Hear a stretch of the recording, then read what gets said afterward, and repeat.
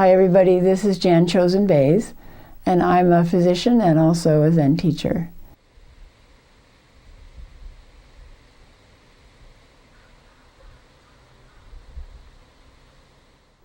So how would you ask a patient about their hobbies? You can say, do you have any hobbies? But often patients are confused, first that you ask the question, and then they don't quite understand what you mean. So you may have to prompt them. So for example, you could say, what do you do in your free time? What do you do when you just want to relax? Or do you do any crafts, like knitting or scrapbooking or woodworking? Do you play any instruments? Do you sing in a choir? Do you dance? Do you do yoga? Do you love to cook for people? Do you collect anything? Some people collect things, like they go around the world and they collect little bells or salt and pepper shakers. So there are many ways to ask to get at this, and you'll find that patients can be very surprised that you asked about their hobbies. It's as if to them you're kind of an animate object, a body, but now you're actually asking about them as a person, as a whole person, and they're surprised and pleased that you're interested. And you might want to note it in the medical record so you could have an ongoing conversation about their hobbies.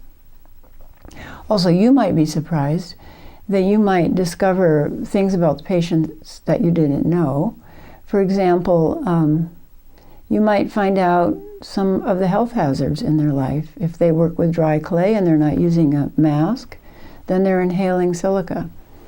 Or if they're working with paint fumes, or woodworkers often don't have if they're just craft woodworkers, they don't have any way to extract the wood dust from their workshop, so they're breathing that in, which isn't good.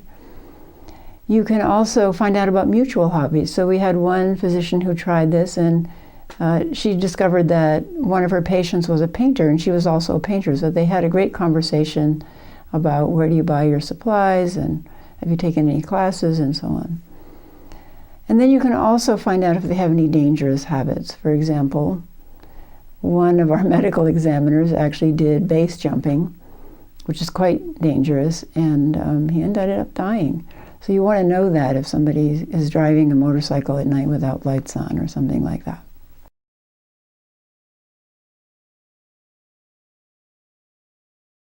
I have a theory that hobbies connect us to something bigger than our small selves and our small lives, something that we could call the great mystery or the divine mystery.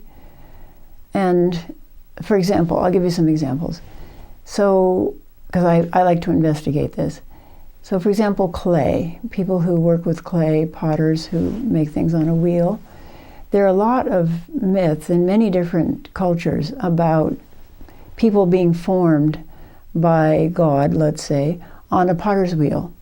And just as the potter loves every kind and color of clay or glaze, so creation or God or the great mystery appreciates and loves every person of every color and every variety. Also, a lot of hobbies involve nature, so some people are campers or canoers. And my physical therapist, for example, is a mountain climber, but also an ice climber. So we had a lot of interesting conversations about his hobbies while I was getting physical therapy. But those hobbies that involve you in nature put you in this timeless realm. I mean, nature has been here for hundreds and thousands and millions of years and has seen everything. And so it shrinks your small human worries back into perspective, let's say. And we grew up as human beings in nature for over 200,000 years, so it's our natural home. So to be in nature is naturally relaxing. Also, a lot of hobbies involve creating something that might add extra personal touch or love to a gift that you give, and also creating something that might last beyond you, beyond your life, and be appreciated after you die. When we're immersed in our hobbies, we often lose track of time. And that particularly interests me because losing track of time means that you're in the flow, you've matched the flow of the present moment. And all of your usual worries and anxieties are put aside for a while, which is refreshing for people. You know, the inner critic, the part of the voice in us that is worried all the time, it will obsess over past things it calls mistakes, and it has a whole filing cabinet that can pull out your past mistakes. And it also worries about the future and problems that might happen in the future. And that can be quite exhausting. So immersing ourselves in that timeless space with a hobby can be extremely healthy for us. And there's actually a lot of research, and there's a handout that goes along with this video about some of the research on the health benefits of hobbies.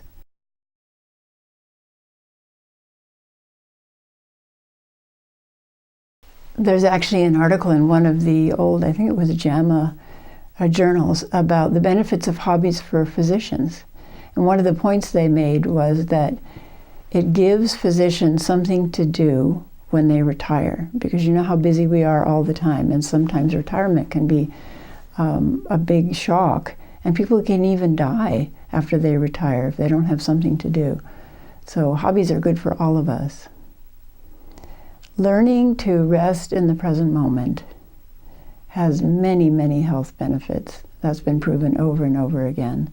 And meditation is actually the best way that I've ever found to learn to rest in the present moment and to refresh our heart-mind, especially in the middle of a busy day, but definitely when we go home and have time for hobbies.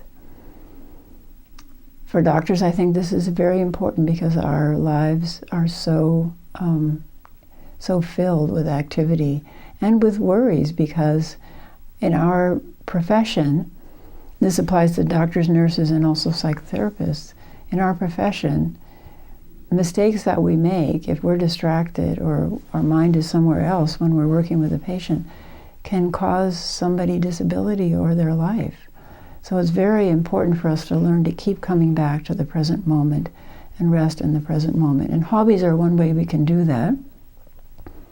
Not in the operating room, but at home. So final words, I always try to end with some final words. My final words would be, doctor, nurse, therapist, heal thyself. Do you have a hobby for yourself? Do you have a way of resting in the present moment? This is very important. And the research is so compelling that I think we should be writing on a prescription pad, have a hobby, and give it to our patients and also write it for ourselves. Thank you.